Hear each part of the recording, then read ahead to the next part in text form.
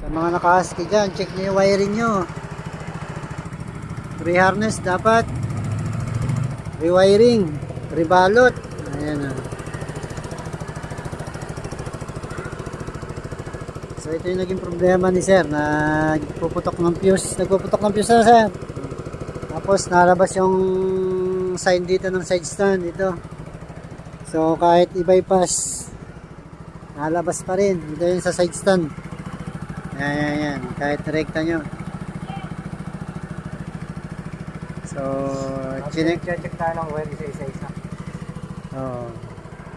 Tapos, ang nangyari sa kanya, pinalitan na to ng ng stator, rectifier, tsaka yung isa pinalitan mo? Ignition coil kasi ay nagpuputok ng fuse. So, na-drain. Kasi ito ang natatakbo pa lang nito ay 598 pa lang oh. So hindi siya pinagdududahan sa wiring. So ano yung naging problema nito? Sa copy-trace po natin, kailangan tanggalin lahat ng cover. So meron lang wire na nangyayari na kailangan natin yung mabagong lagay. Kaya nire-require ko po ng reharness.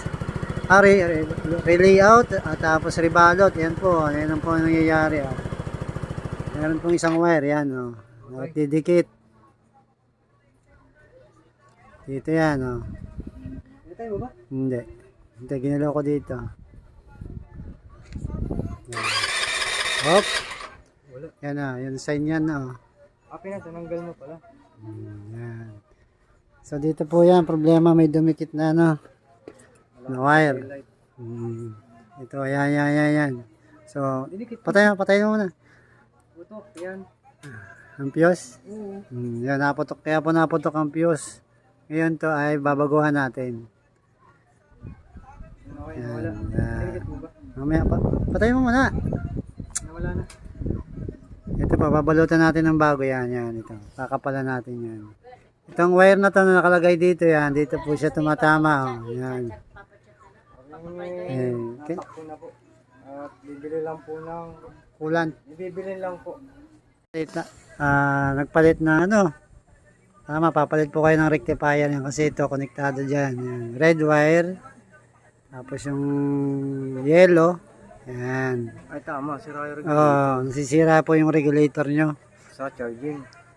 Tsaka ang naging unang problema po nito, kapag po ang motor nyo ay naglo-lowbat na, dito na po yung problema niyan. Ito, short na to. Yung yellow wire, dumikit na po yan dito sa ground at dito sa positive. So, naging active po yung ating harness. So, napaka-delikado po nito kasi pa live wire, ground, at saka yung itong yellow wire. Yan po yung nagiging problema niya.